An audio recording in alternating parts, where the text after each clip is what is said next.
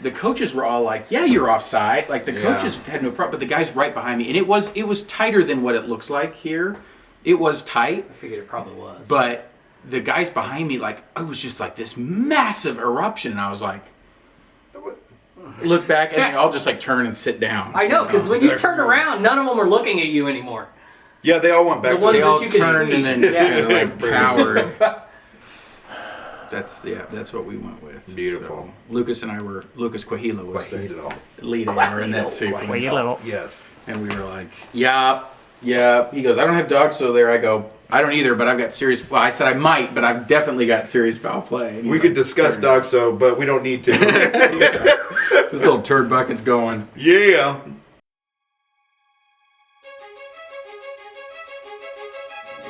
Check Complete, a referee podcast, is an educational resource for referees by referees, designed to connect and develop soccer officials of all ages and skill levels to better serve the game both on and off the field. The Check Complete podcast is back with Season 2, Episode 9. Niner. We have a niner in there. We got a niner. So Season 2, Episode 9 of the Check Complete podcast. I am thrilled to be seated on this lovely couch alongside Aaron Rench. Aaron, thanks for being here. Pleasure, Gordie. Absolute pleasure to be here with you.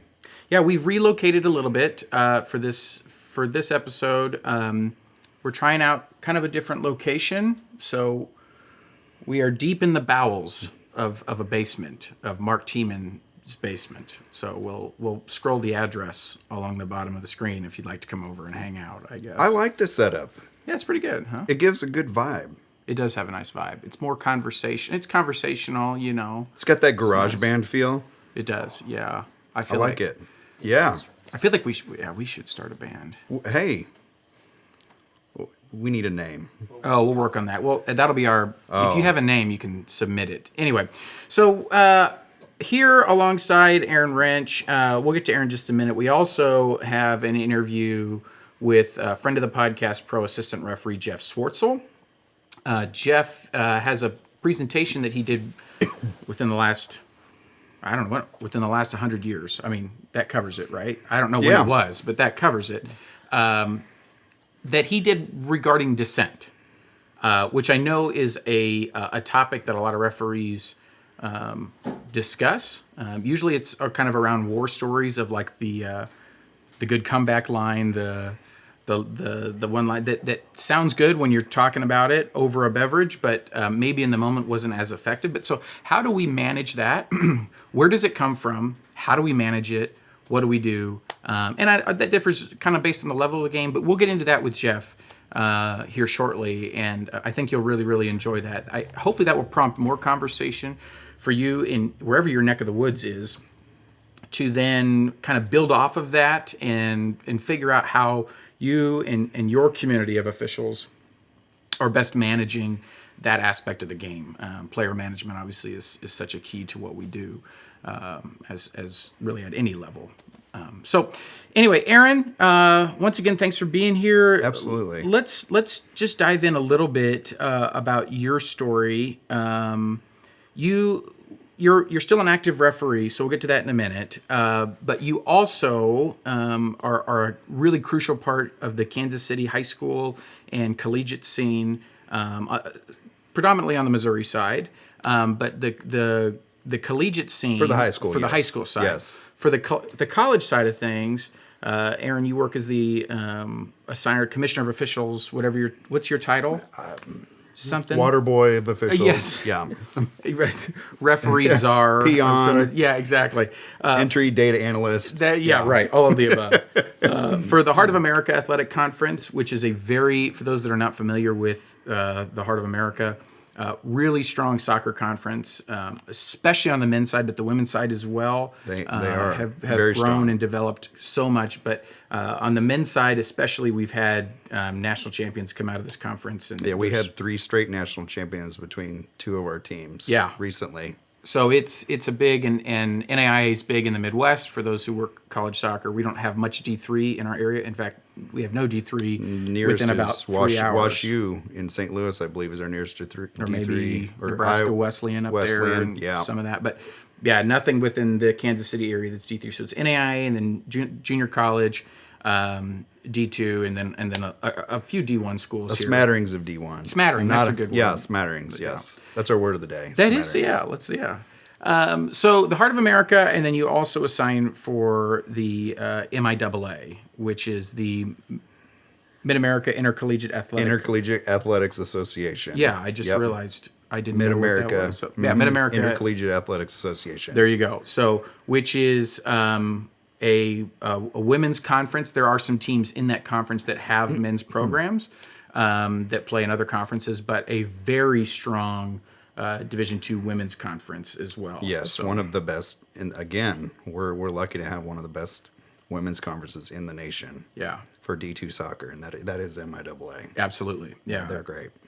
So I've stolen a significant amount of your thunder, but I'm going to return No, it to you so that you can re-thunderize. I don't even know if that's Hey, the yeah. right word, but anyway. So how did you get started in this whole referee world? So I played, obviously, like a lot of officials did growing up as a kid. We had something called Kiwanis soccer. I don't know if too many people are familiar. That was what we had back in the day. I started playing there. Grew up. I lived actually in mid-Missouri around the Waynesville, Rolla area.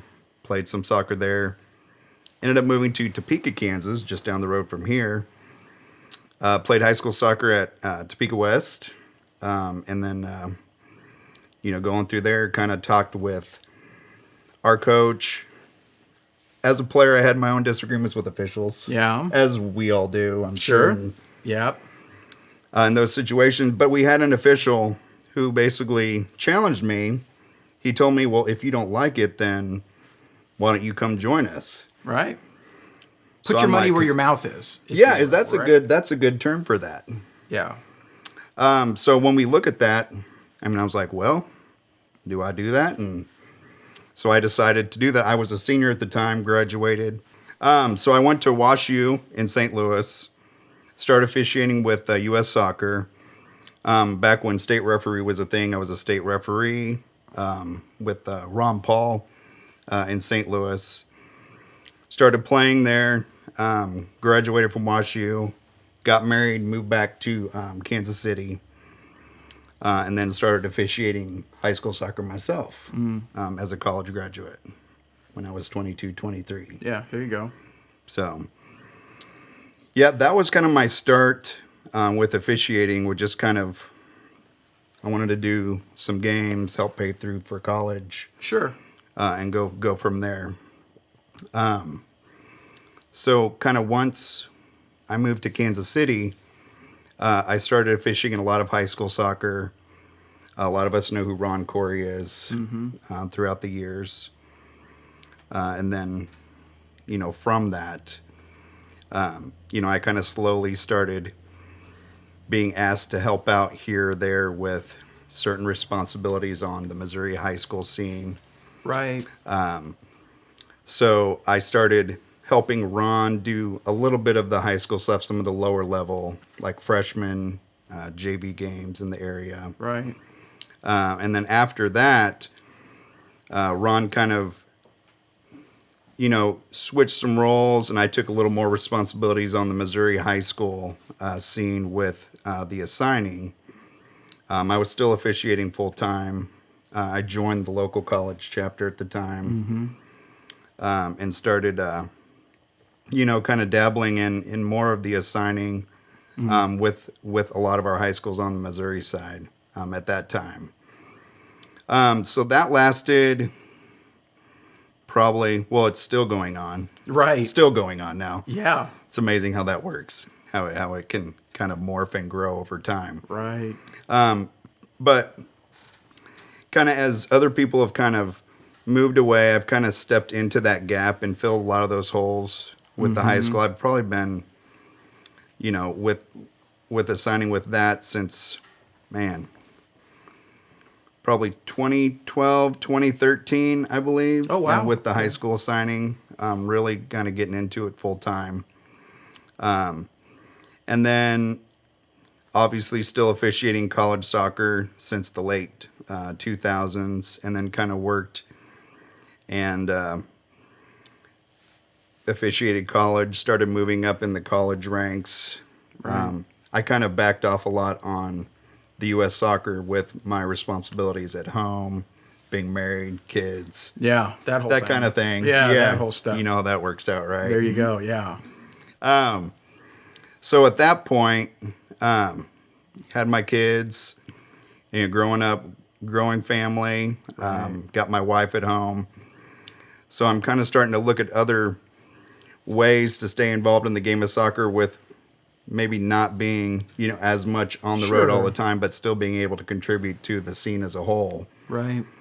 And so I got involved, had a really good opportunity. Man, I'm trying to think. It's probably been about 6 years ago. The MIAA position came open, and I had been doing the high school assigning for a while, and so I got an opportunity. They took a chance on me as a former, well, not former, I still officiate with them some, but as an official, they did take a chance on me. Got hired by the MIAA, like we were talking about earlier. It's been about 6 years ago. Took on that role, loved it, loved the assigning piece, loved the communication between our coaches and officials, kind of discussing all things soccer. I really learned a whole lot, too, because you kind of put yourself not just in the official shoes, but you kind of put yourself kind of in the game as a whole and kind of look at things from different angles. Yeah, various perspectives involved in that, sure. But by still staying true to yourself on kind of, you know, where you're grounded and where you want the game to go in that particular conference. So that was a great opportunity that I love and I'm still involved in, obviously. And then about 2.5 to 3 years ago, the Heart of America position became available as well. And so that kind of ballooned, which I've seen, I think a lot of these kind of happen when you're officiating and you kind of get that assigning, you know, bug, lack of a better term. When you're doing that, then you kind of get that. And I still liked it at the time.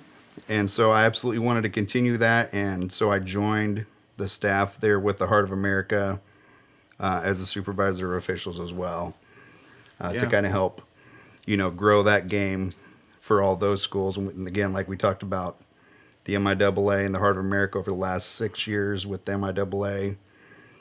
And then this is I'm finishing my second full season in this role with the Heart of America currently. You know, it's been so rewarding. It is a lot of work, you know, a lot of late nights.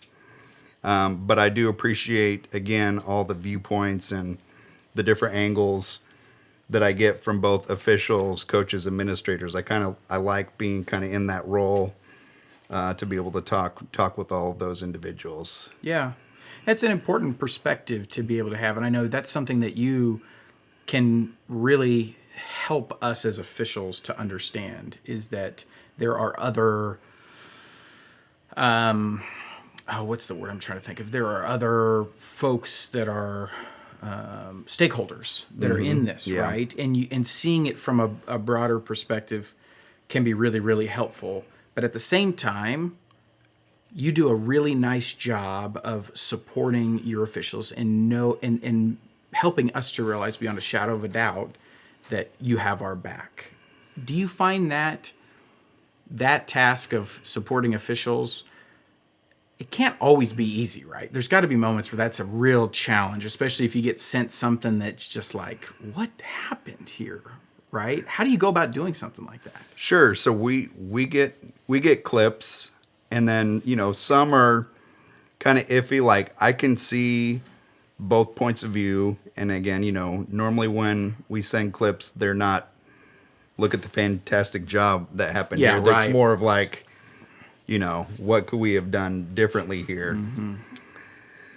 When I get those, I like to look at all of it as and we must do this. The only way we can continue to improve is to look at these as a learning opportunity and to continue to grow. I do like the ability to have material, and as technology's increasing over the years, we have the ability to share those clips with one another on a lot of our platforms. But when we get those, I like to be able to run it by officials. And honestly, the thing about, kind of our group of officials is that I may get a response that I wasn't expecting that may be a great reason for why did someone issue a caution where maybe I was thinking one way, but you don't see what you don't see on the video is the interaction that occurred on the field, like the verbal or what happened 5 minutes ago, Right. that led up to that. Sure. And soccer is such a, I think it's an emotional game out there for the players. And one of the most important things that officials can do is just try to stay level-headed. Yeah. And not get emotional, which is hard sometimes. We're all human. But to stay level-headed ourselves and just go back to the training that we've received, to make the best call possible. Are we going to get every call right? Absolutely not. Absolutely not. But as long as we know that the officials, myself included, are continuing to better themselves over time, that is what we're looking for. Yeah, sure. Yes, a call may be missed, and I'll be the first to acknowledge it to a team or a coach if it was sent and it was an obvious, and I've discussed it with the crew. But again, we bring it back to that learning environment for both those officials and those teams as well, because I think there's a lot that teams can do to help out in situations as well as the officials. Absolutely. So it's about growing together in the game and really improving with all of those clips and situations that we see, pretty much on a ongoing basis. There's always room to improve, and there will always be mistakes in the game. But how do we react and grow from that? Yeah, absolutely. And it's, and coaches shouldn't be unfamiliar to that concept, right? Because they're leveraging video the same way with their players, right? Like, we're pulling up your mistake, not to showcase the mistake, but to say, they want to get better too. Here's what we want to do to improve so that Absolutely. we don't have XYZ happen. Absolutely. And give up a goal, or we give up a counterattack, good opportunity, or something like that. So, and which brings up a separate conversation that we may or may not have here, and that is sometimes the perception, or at least this feeling of double standard, that it's like, right, we expect referees, and when I say we, I mean the game and many of the stakeholders expect referees to be flawless, right? But we give a lot of grace and a lot of space for growth and development for other participants, and so maybe that's the growth. So, and I think, and that is part of my job as well, is to let, because maybe, an administrator or a coach may not realize that, but it's important for those stakeholders to know about the growth and development of the officials. Yeah, as absolutely. well. Absolutely. Even in the midst of a mistake, I think it's important for all of us to know about, because like you said, players are always improving as well. Teams always want to improve. That's why there is film session, because you're looking at your mistakes on the field as a team, and you want to improve that. The officials are no different. We want to improve our mistakes on the field. Right. So we've talked to a few other folks that have been assigners, and we I think most of us have a general idea of like what are the do's and don'ts, but maybe leaning more towards the irritants, the things that are like, don't do this. And so I think a lot of that has to do with our professionalism, right? Especially now that we have multiple assigning platforms, making sure things are updated, which it happens, where just communicating well, long before you even get to the field, right? Like those kinds of things. I'm sure those are, but are there others for you that are maybe assigner pet peeves that you have? Well, I didn't want to be preachy here today. Yeah, we'll give you just a few minutes to be preachy. To get the mic here. No. Yes. No, I would say as an assigner, I think the number one thing, and a lot of my colleagues in that circle of assigning, is making sure that a lot of it is we don't want to continually reassign the exact same position to an official. And that goes to that responsibility and accountability that an official should have, especially at the collegiate level. Right. Because you're taking on, you want to improve and get better. And part of that, is maintaining a professional kind of demeanor about yourself, which shows when you do things properly. So like, blocking your schedule, for instance, without going off too much, but Right. having those in the book. I know, like, obviously we all got stuff on a day-to-day basis, and I think those that know me know understand that more than most in our group, and I'm very understanding when it comes to that. But with that said, there still are expectations that we all should have as accomplished officials at this level, because the teams are expecting the best officials we can get out there. And that is part of my job, is to get, those best officials out on these games when possible.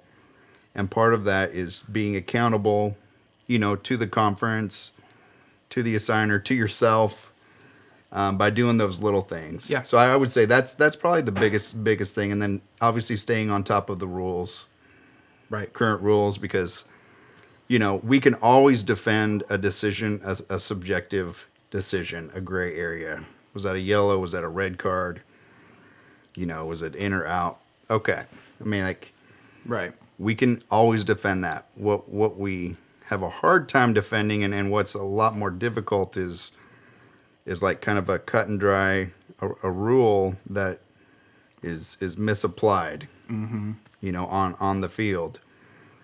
Because that kind of opens up, the whole protest act, and knock on wood, we haven't had much of that around our area. But I would say in general, we want our officials to be very knowledgeable of the rules when they're out there. Yeah, absolutely. Officiating the games.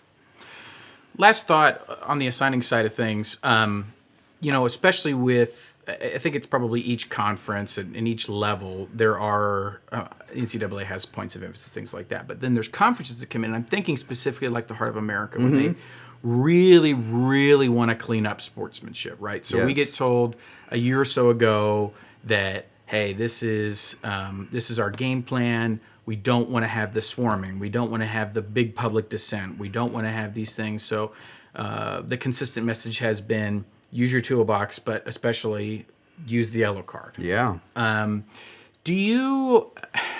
Is that, and I know you're looking at this kind of through two sides, right? You're looking at it from the administrator aspect, but also as the referee. Is taking a hard stance like that beneficial to both parties? Or does it feel, because I know there's sometimes officials might feel like, I liken it to, I don't work high-level NCAA basketball. You and I are both basketball officials, but I know a lot of these guys, it's like, and even at the really high levels of any sport, those officials don't have the freedom to express how they want the game to be called, because they're going, if I don't call it this way, the assigning organization is going to ding me. Yeah, or I'm not going to keep seeing games, Yeah. And so is that from both aspects, the administrator, the referee, everything, is that helpful? Or do we want the referees to have a little bit more freedom, especially in a sport like soccer, to apply the rules with a level of kind of spirit of the game or football understanding, whatever you want to call it? Yeah. So I know some of our colleagues don't like that term, spirit of the game, because it's a black and white world to some, like it's either, whatever it is. But the reality of it is the game of soccer has so many nuances to it that have to be navigated by an official in each and every game, and you really don't know what you're going to get until you've been there. So to kind of answer that question, you're saying I want an official to have that flexibility, but with that flexibility, I want them to know that, and I will tell you this, we have two phenomenal commissioners in the Heart of America and the MIAA, Lori Thomas, Mike Racy, respectively, that will back officials that deal with dissent, like you're going to talk about a little bit more today, that will deal with those mass confrontations, bench decorum, which has been a point of emphasis last couple years with the NCAA, which obviously I agree with. I want the officials to feel empowered that if they feel that a situation is getting out of control, they have a lot of tools that in that toolbox that they can deal with those situations appropriately. And we want them to. We need them to deal with those situations. Right. Because that's what's fair to the game. Yeah. Is dealing with that, in a timely manner and using those tools that we have available to deal with that. Right. And so I am fully, along with our conference administration, I am fully supportive of all officials dealing with those situations as needed during a game. Yeah. Well, I know it's helpful from the referee side where if we have something and we caution a coach or we caution a player for something that's not a physical offense, like a dissent, sometimes that opens up like couldn't you have managed this? Couldn't you have maybe had thicker skin or something? But I will say being an official in those conferences, it is helpful to be able to look at them and go, this is what your conference has asked for, right? Like this is bigger than me. This is what we've been told. This is what the conference has asked for. This is what the coaches have all been on. And so we're doing what we're being told here, right? So I will say, from my perspective, I find that to be helpful. Well, and I would add to that, I want officials to want that as well. Oh, absolutely. Yeah, I mean, I would just add that. Yeah. Because, yes, the conferences want that. I want that. I want officials to feel that they want a game that is just the game of soccer that's being played instead of, extracurricular activities, whether it be on the field, off the field. We want the game of soccer to be played. And I think, all of our coaches want that too. Yeah. In the end, we just want the game to be played and it to be, and part of it, we're that third team out there, that officiating crew. We're that third team out there, getting, we're there making the calls, obviously, but we don't want to be the center of attention. And we shouldn't want to be the center of attention in those instances. We just need to be there we shouldn't? That's frowned upon? We shouldn't. Okay, I got to make a note about that. Yeah. I've been doing it wrong. Get your notebook out. I've been doing it wrong. Yeah. I thought it was about me. Anyway, yeah, no. No, we know. Yeah. Yeah, absolutely. No, but that's what I mean, and that's what the hope is that all of our officials would want to, just like I said, feel empowered to make those calls and that just keep the game, what it is. Safe and fair. Yeah. Right, absolutely. Well, very good. Aaron, this has been great. We can and will, if not stopped, talk for a long time. But we appreciate you being here. Aaron is it's interesting because your day job is you're a nurse. So outside of soccer, yes, I'm a registered nurse at Children's Mercy here in town. Mm-hmm. I've done that since, going back to my dates again, 2005. Yeah, so been a while. Yes. So what's nice about Aaron is I can text him if I either need off a game or have a question about a game, or if I have like a rash in my knee pit or something, and I can get, some very brief medical advice. Yes, so. The invoice is in the mail. Yeah, that's what I keep waiting for. I've been trying to have him bill my insurance, but it's apparently that's Anyway, Aaron, thank you so much for your time, man. It is such a pleasure to chat with you, and thanks for all you do for officials in this area at especially the high school and the collegiate level. Absolutely. I would also second that. We, around the community, and I'm obviously in the Kansas City area, we really appreciate the work that you do with our officials as well on both the collegiate and the federation side of things with the education as well, and the recruitment of officials. Well, it takes a village, doesn't it? It does, because there's no games without officials. Yeah. And it's a tough environment to be in all sports right now. Mm-hmm. but it does. It takes all of us really to get out there and put the work in, and so all of our student athletes can, whether that be, and it goes all the way up to the professional level, because that referee growth starts in the backyard, so to speak, and so it's important that we continue to have that pipeline, and we absolutely need individuals like you. So it's very much appreciated as well on this side. Well, I appreciate that. We'll clip that soundbite and I'll play that as my bedtime story every night. Oh no. Anyway, thank you, Aaron. We're going to take a short break and we'll be back with pro assistant referee Jeff Swartzel to talk about dissent. The Check Complete podcast is brought to you in part by JF Consulting Tax Preparation and Bookkeeping. Taxes suck, we can help. Excited to be back with a good friend of the podcast, Jeff Swartzel. Jeff is going to be chatting with us today about dissent, everybody's favorite topic. But first and foremost, Jeff, how are you, my friend? I'm doing awesome, Gordie. Thank you again for having me on. I've loved listening to the episodes, and I'm excited to be back. Wonderful to hear, and thanks for your continued support and just everything that you do for the podcast. It means the world to us as well. So, well, let's dive into this. This was a kind of a presentation that you have used with some local referees in Indiana. And when you told me about it, I was like, I would love to have this discussion on our podcast, because I think dissent, managing dissent, trying to get a consistent level, consistent line of management of dissent is something that a lot of officials and a lot of associations are trying to figure out. And it feels like it's always something that's a discussion point. So I'll let you jump into this, and I'm excited to hear what you have to say.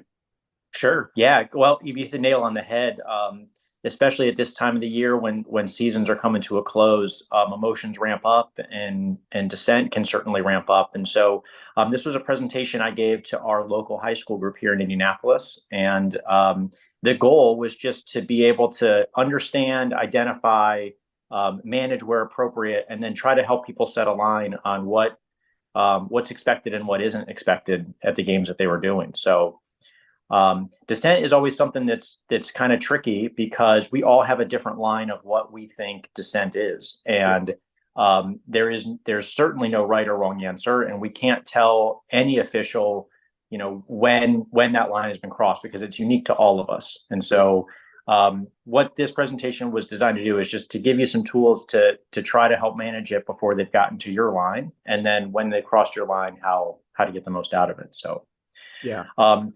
The first thing that I always try to do when I think about player behavior, though, is just to try to understand why they do what they do. We get dissent for a number of different reasons, but the first, to me, always just seems to be like an emotional outburst. Something has happened, and a player gets upset about it, and they just react to it. Especially the younger we go, those high school aged kids or those college aged kids that maybe don't have that fully developed sense of restraint yet. Something happens and they get really angry, and you're just the closest one to lash out to. Right. But there are a ton of other reasons. Maybe they're having a bad day. They took a test and they didn't do well, or they're fighting with their girlfriend, or maybe you're having a bad day, had a tough day at work and a long drive and traffic. And, all of those emotions can play into it.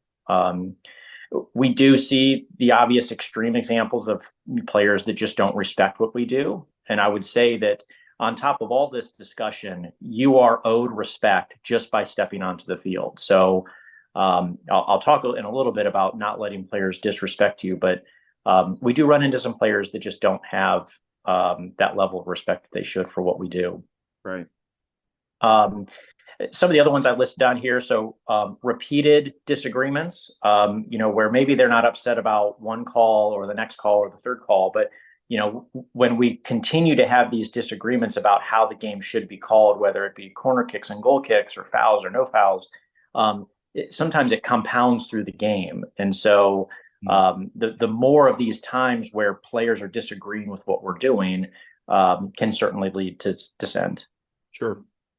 I was given some hard advice in my early college days about gamesmanship. And there was a famous coach here at Notre Dame who told me that I am going to complain about every call because I got to get more out of you. And if I get one call out of you, then it'll be worth it. So, don't discount the fact that players are saying things that they don't even truly believe, but they are trying to work for the next call, and they're trying to angle and get in your head, so that maybe you're not going to change your mind on this decision. We all know that.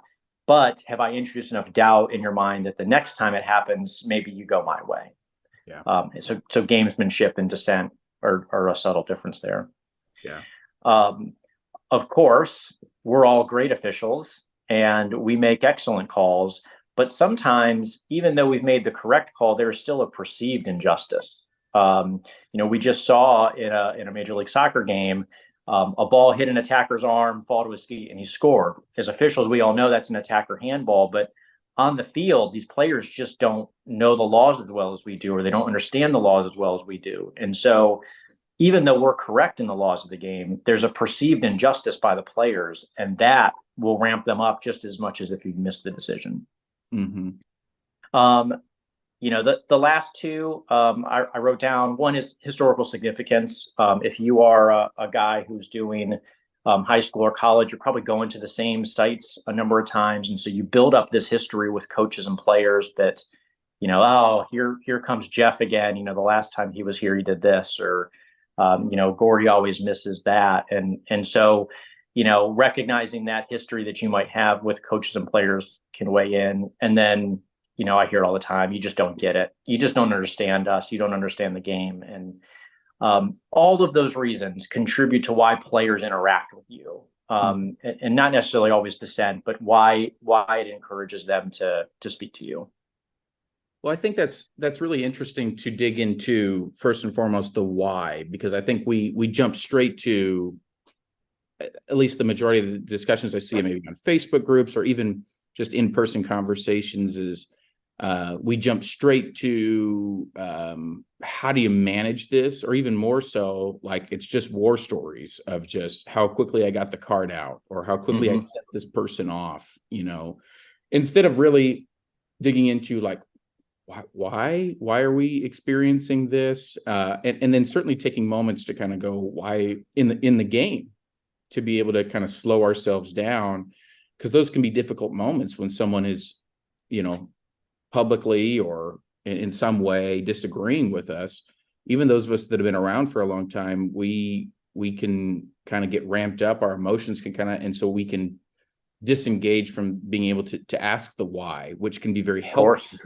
I don't think I don't think we're advocating saying like any of these are necessarily valid reasons to disrespect an official. We're just saying these are reasons that it might be happening, right? Exactly. That's a very important distinction. I am not saying that this makes it okay. I'm saying this is why it's happening. Again, you are owed respect because you showed up, and you are going to help keep a fair game that keeps players safe and allows them to show their skill. And just by showing up, you deserve that respect. So we have expectations of coaches and players at every level to behave professionally and responsibly. And when they're not doing that, we do have to deal with them. But understanding why it's happening might give you the tool to deal with it in that moment. And just thinking to yourself on what's going on with this player, why is he acting the way or she acting the way that they are, might help pick the right tool from your toolbox to get you through that next moment. That's great. Yeah. And I think, and I don't want to get ahead of us here, but I think there's some of the other pieces that would be fascinating and for us to discuss with. Maybe it'd be interesting to bring in a few different folks that have different backgrounds than we do, or different, even just the visual appearance. So like I want to be careful of this. We're a couple of white guys, right? And there's other factors sometimes in games, like a female referee working a men's game. There's going to be, we're hearing Tori talking about this a lot, about the dynamics of working, Tori Penso, that is, about working men's games and the things that she has to do early in games to almost prove that she's, like her work ethic, and things like that. And even vice versa. Like I've heard Lance Van Hatesma talk about that on the working women's collegiate games and that kind of thing. So even some of those different dynamics that I know that gets infinitely more complicated when you throw into the mix some of these things about gender or even race and things like that we just like, as much as you'd rather not talk about it or rather not think that it's a factor, I think it does have some say in this as well. It absolutely does. I mean, we're in the business of managing people, and you can't manage every single person the same way. Right. That's true between genders. That's true between races. That's true between skill levels and ages and environments. And you're absolutely right. When Tori first showed up on an MLS field, she was probably not given the respect she deserved. Right. And she's worked to earn that respect every game by demonstrating that she knows as much about the game, that she's as fit, that she's as smart, and that she's as compassionate about it as these players are. And if she's not there already, I'm sure that she will get to the point where they trust her as much as they trust anybody else. Yeah, absolutely. Sorry, I didn't mean to derail, but those are the thoughts that came to my mind as you were talking through that, as you discussed the why, which I love that's where we started. So I'll let you keep rolling here. Yeah.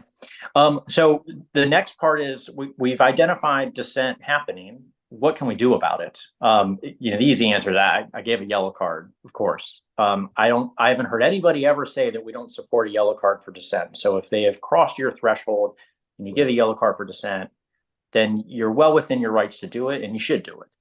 Right. But before they cross that line, what can we do about it? This may sound unpopular, but it starts between the lines. We just ran through a list of why players get upset, and the most common reason is going to be these repeated disagreements of what they think are missed calls. And if you do your job to take care of all of the decisions, and you limit the amount of times you are truly wrong, then by nature you're limiting the amount of times that there are going to be these disagreements. Yeah. And that's every decision. That's every throw in, every goal kick, every foul, yellow card, red cards, goals, no goals, offside. It's everything. And the more of those you get right, the less you're going to get complaints. That's just a fact. Mm-hmm. Again, I'm not saying that when you miss a call, you earned the disrespect that's going to be given to you. But sure. The more you get right, the less dissent you're going to get. That's just a universal fact. Number two, this is something I see pretty commonly here in Indiana. You do not have to hear everything. We are so quick to have our ears open when there's disagreement, and we hear every comment that's made, and then we feel obligated to go address it. And sometimes you don't have to. If you recognize it as that momentary emotional outburst in a confusing moment of the game, maybe I just didn't hear him say that he thought I was crazy, or I walked away and I didn't hear what he said to me. And that's okay sometimes. The moments we have to deal with that is when it's personal, public, and provocative. If he's got his arms up and he's shouting obscenities at me, I got to deal with it. But, oh, ref, you're having a terrible day. Maybe I just didn't hear that one time. So, pick your moments. Sometimes you do need to hear it, but don't feel obligated to engage with every single thing. Well, and sometimes I think if I could just briefly poke at that, I think some of that is we do have a level of just overworked officials that are tired and are used to. I mean, I think about this is slightly different. I mean, with a coach, we have a coach in Kansas City who is a wonderful guy, is loud, right? Mm-hmm. Is loud. And so when he's yelling, if you don't know him, the yelling, you're like, and even the tone can sometimes sound way more harsh than what if you listen to the words he's saying, you're like, oh, that's not bad. And so he's like, one time he pulled me aside, this was a couple of years ago, and I was out mentoring games, and he pulled me aside and he said, man, these referees, I'm trying to ask questions and they just completely ignore me. And I said, some of it is, and I told him, I said, some of it's, your voice and that kind of thing. But I said, we're in such a situation in our culture, but also just in where we're at right now in youth sports broadly, but youth soccer, where they have learned to survive. They just completely tune out. Mm-hmm. Right. So they either completely tune out the sidelines and they can't differentiate between the parents and the coaches. So they just tune everything out. Or you get the other side where we're just so fried. This is our 15th game this weekend and I'm done. And so anything that's said in their general direction, we immediately perk up. We immediately think it's dissent. we immediately go to a yellow card. We immediately come back with fighting words, whatever it might be. And so I think you have these other things. And so for me, I look at some of these folks and I go, man, like if that means, I understand the assigners don't like this, but if that means you take less games and you spend your Saturday night, instead of working all day Saturday, you go do something fun or just go to sleep early or whatever, so that you can be fresh, so that you're not pouring gas on dissent fires instead of just going, okay, let that, because I love what you said, to be able to just, some of those things you just go, you know what, I didn't really hear that. And I wasn't looking for it, right? Those kinds of things. So yeah, we expect this disrespect when we show up, and that's not fair. And and I mean, we go back to what I said, one of the reasons dissent happens, maybe I'm having a bad day. Maybe it's my 15th game of the weekend and I'm burned out, and you know, I'm not really doing the game a fair job by hammering this coach with a yellow card who's asking me a question, maybe in a rough tone. So if that had been my first game of the day, I bet I would have been more patient. And so identifying that in yourself and trying to get to that repeatable form of, you know, every game is its own game is a real challenge, especially when we're all overworked. You know, everybody out there is doing more than they probably should be. And it's tough. I mean, it's tough. Right. And to go back to what you said about it's not fair, I think about that. I think coaches, you know, going into a situation like it's coaches don't like feeling like we come in with that,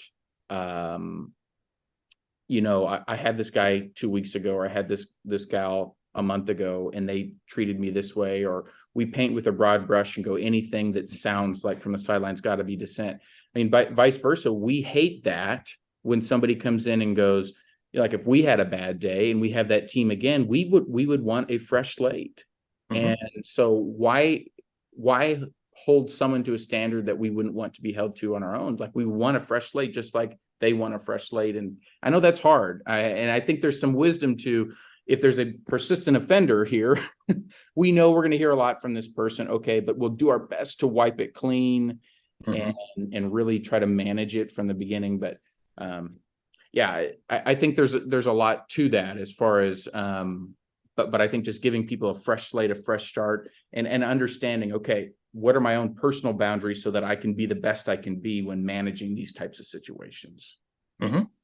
Yeah, that's great. There's two ways that I find are the best to do that, to just not hear every word.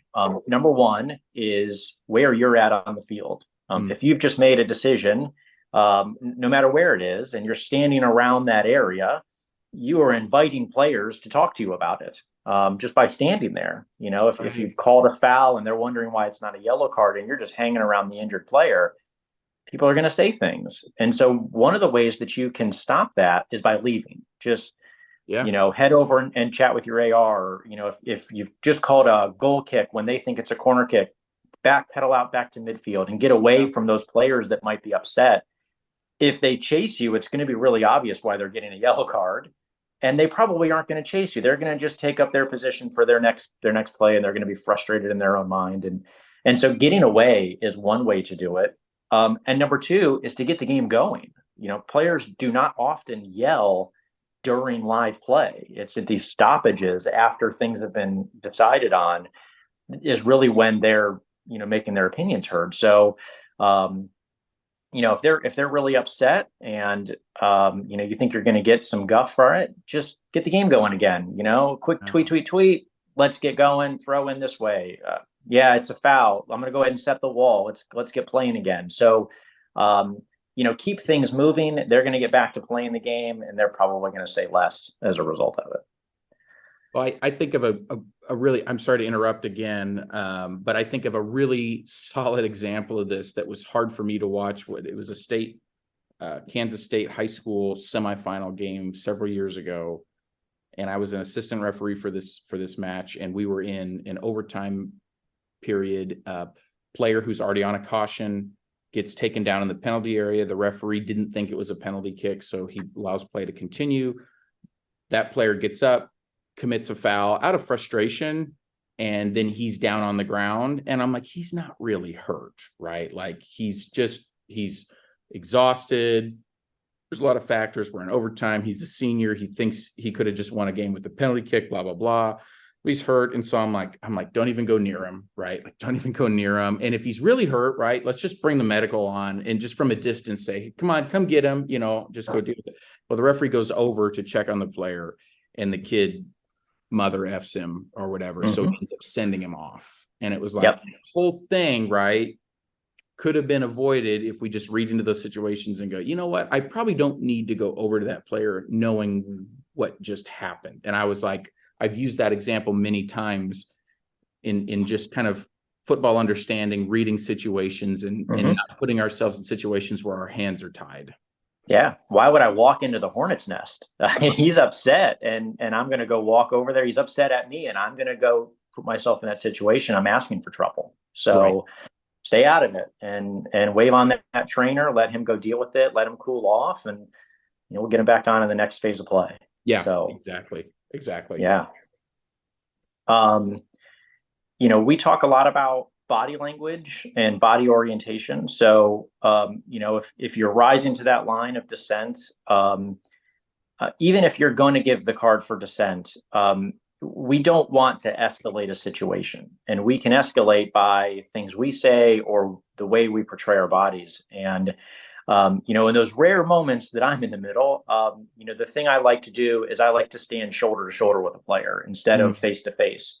And, it becomes a little less confrontational and I just say, hey, walk with me. And even if I'm going to give that player a card for dissent, I'm going to say, hey, walk with me and let me hear what you got. And I give him his chance to say something and then I move on and I either show the card or I don't. But the whole interaction becomes a little less confrontational, a little more friendly by standing shoulder to shoulder instead of face to face. We never cross our arms. We don't go nose to nose like they do in Major League Baseball. And, all of those things contribute to escalating, again, to your point, to that moment where now I have to deal with it because now he said something to me or, he said something about me. And if I had just de-escalated his anger, then maybe we would have gotten out of this with no card. So, just be mindful of fighting fires with fire and try to fight them with water instead. And just, take them for a little stroll. And then if you got a card, maybe at the end, you just say, hey, I know you're upset. I can't let you treat me that way because I can't let everybody else treat me that way. Here's your yellow card. And then we move on. Oh, but at least he got his chance to say his piece. Right. So, there are definitely moments, and we've talked about some of those that we cannot ignore. I said one already: personal, public, provocative. If you're letting players disrespect you and you're not dealing with it, then it will encourage other players to disrespect you because they'll think that that's okay. We all have different lines, and that line is different on different games. So a Major League Soccer game is different than your local high school game, and the expectations we have out of players and coaches have to be different. Right. So don't do something you see on TV because you think it's okay. You have to do what's right in your game. Right. But if it's personal, if it's about you, if it's directed at you, if it's loud enough for other people to hear, if it's arms waving and gestures, we have to deal with those things because we can't let 22 different players do that on us on the night. Right. That's how we get burned out. Of course, if it's offensive, if it's abusive, if it's insulting, we're not talking about dissent. We're talking about wholly unacceptable behavior, and that has to be dealt with. Right. So do not let these players disrespect you in that way. Again, you are owed that respect by just showing up. So, or take the respect you're earned, work hard to keep it. And when they cross that line, absolutely deal with it. Yeah, no doubt. No doubt. Good stuff. Yeah. So, and so we're talking about that line, right? Is it even realistic to think, because I know we talk about this at our collegiate level here in Kansas City, at our high school level, at our youth level, of like, is it even realistic to think that we could all have the same line? Is that ever in our sport going to be the same thing? Or is it just we try to settle to just get close? Yeah, I think we got to get close. Players and coaches always ask for consistency. And, one thing that will frustrate them is that, if they're having what they think is a fair conversation because they've had it with every other official, right, and now they're getting a yellow card from you because you think it's dissent, we got to be in the ballpark. We can't Yeah. over punish when nobody else is. But look, we all are guilty of allowing too much at the same time. Yeah. And, we get into this habit of feeling like I can't give yellow cards for disrespectful behavior. You can, and you should. But we do got to be somewhere in the ballpark, of each other. And, the day will change and the teams will change and the environment will change. And every situation is going to be one of those you had to be there moments. But, as close as we can come to each other, the better. And I think I know you and I'm sure you've heard it too. I've heard it a lot where officials will say, well, I've got thick skin, and that doesn't really bother me. Mm-hmm. And I can't help but think, and I guess it depends on the level you're working, right? You've mentioned that. But I think especially with our youth and high school matches, I'm like, that might work for you, but are we setting, you talked about the consistency piece. Are we setting them, the players and coaches, up for success if it's going to be this up and down inconsistency in how dissent is dealt with and managed? But also, are we setting the next officials up for success when they're trying to deal with that, especially if there's somebody that's not as seasoned and ready to deal with that? Yeah, bingo. And that's true for everything. I mean, I have a high foul threshold. There are a lot of things that I don't want to call for fouls, but I have to, because everybody else is. This is what the game expects is a foul today. And if we can get to that point where this is what the game expects dissent is, then it won't matter who has a thicker skin, because this is just what it is. And we spend a lot of time watching video clips and analysis and considerations, and all of those things help us become more consistent with yellow cards and red cards. We don't do any of that with dissent. We don't ever say, if these words are said, that's dissent, or we don't ever say if these gestures are done, right? So, of course, we got to come a little bit closer together, and those guys with the thick skin maybe need to loosen up a little bit, and those guys with thin skin maybe need to toughen up a little bit, so we can meet somewhere that's repeatable and consistent. Yeah. Very good. Great discussion there.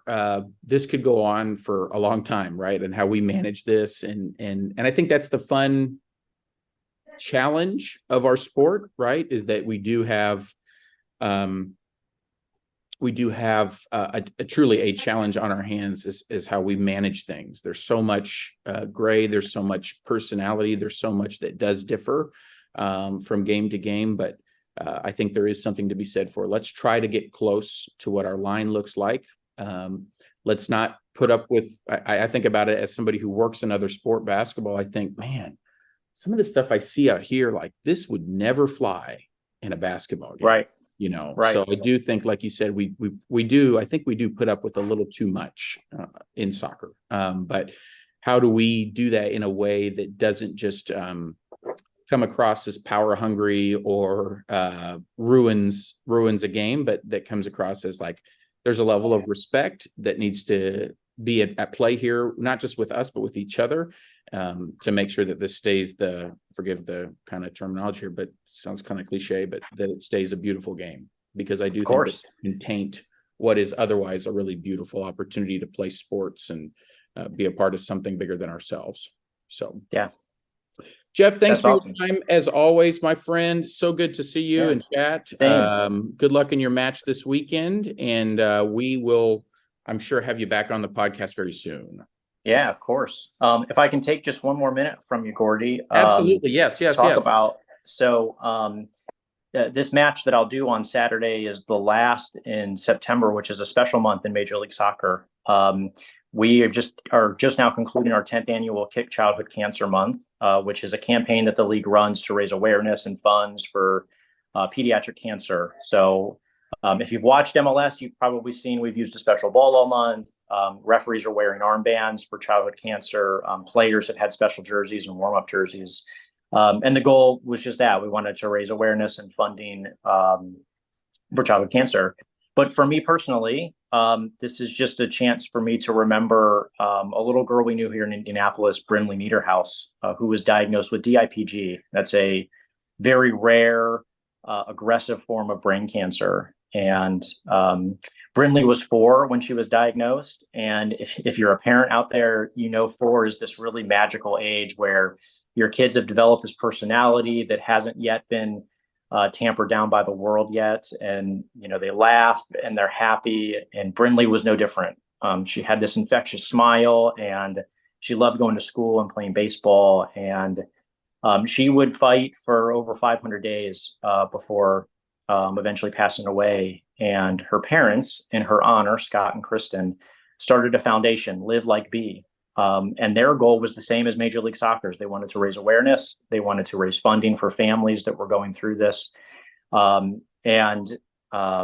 I'd like to ask all of your listeners to go check out their website just at the end of here of the month. The website is livelikeb.com. That's live like in the letter B. And you can read all about Brinnley and her journey, her diagnosis, and then what Scott and Kristen are doing to help families that are going through the same thing. There are two things that you can do to help. There's a donation page right on their page. All of their money, all of the proceeds go directly to research and helping those families. And there is no amount that's too small. Every penny earned is helping some family cope with this horrible disease. But the second thing is to donate blood. And the Niederhaus family hosts a number of blood drives here in Indianapolis that I've gone to. And it's a great way to help your community and help kids. Something I didn't know is that kids dealing with cancer need regular transfusions because their bodies just don't make the same blood cells that we all do. So, blood donations were really important for Brinnley during her fight. And it's something easy. You can generally find blood donation centers in every city in the country. The process is simple. And for any of your listeners, I've got a ton of pro gear that we can give away. If you want to maybe tweet at the podcast, hashtag Live Like B. Gordie and I can pick a few winners, and I'll mail you out some pro gear and some of our armbands from the month. So check out their website, livelikeb.com. I've thought about Brinnley all month at these games. And so maybe if you go and you think about Brinnley during your blood donation, it'll just be one more person helping out. Yeah. Thanks for sharing, Jeff. That is, I know for all of us, there's probably everybody has something in their life that, as life is heavy, life is hard. There's things that can weigh us down. But I know that there are times when it's easy for me to get tunnel vision, especially when things are going great. Mm-hmm. And these are good reminders that we, as a human race, as people that are in it, and especially in this referee community, we have opportunities to open ourselves up to help bear the burdens that others are carrying through their lives, especially when we're in a place where we feel strong and like things are moving along. I would challenge everyone here. Obviously, this is a great opportunity, but there are other ways to get involved in just things that are bigger than yourself. And so we would challenge everybody here just to take a look at this website, and we'll link all of this through our social media. If you're watching this on YouTube, it'll be in the comments or in the description of the video below.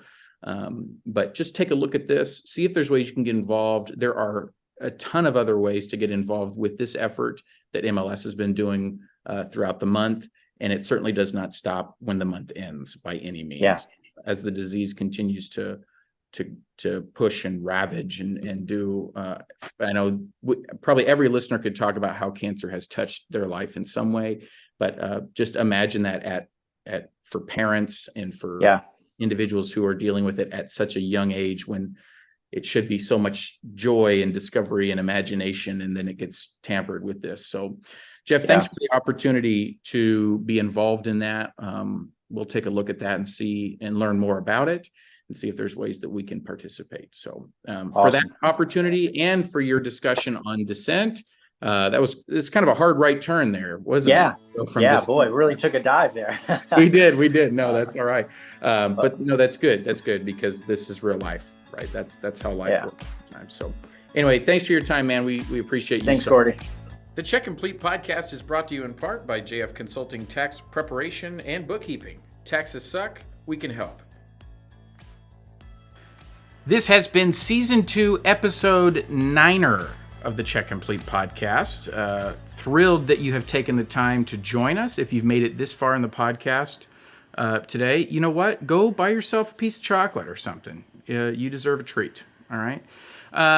We're thrilled that you've supported the podcast and been part of our conversations.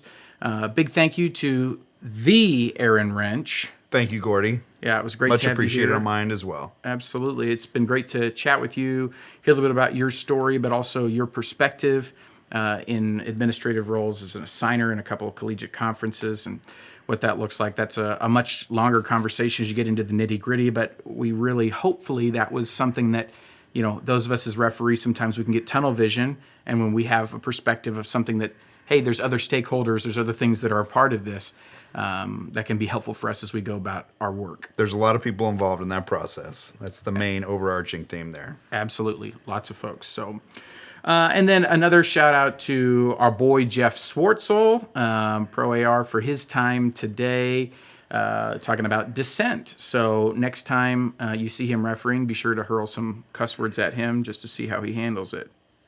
Sure, it won't be good. Appropriate. No, it won't end well. No, I'm just kidding. Jeff's wonderful. Thank you so much for your time, Jeff. We always enjoy the conversations and your support of the podcast. Make sure that you like and subscribe to what we're doing here on the various platforms, especially on the YouTube. Check us out on Twitter and Instagram at @check_complete. Check Complete Podcast on Facebook. Like and subscribe and follow and do all that stuff there. If you would do that for us, that would be great. And we so appreciate your support. Share this with a friend or seven, that are referees or even not referees. They might gain a perspective that's a little bit different than what they might have as a casual supporter or even a coach or a player. So thanks for engaging with the Check Complete podcast. We'll be back shortly with season 2, episode number 10. Take care.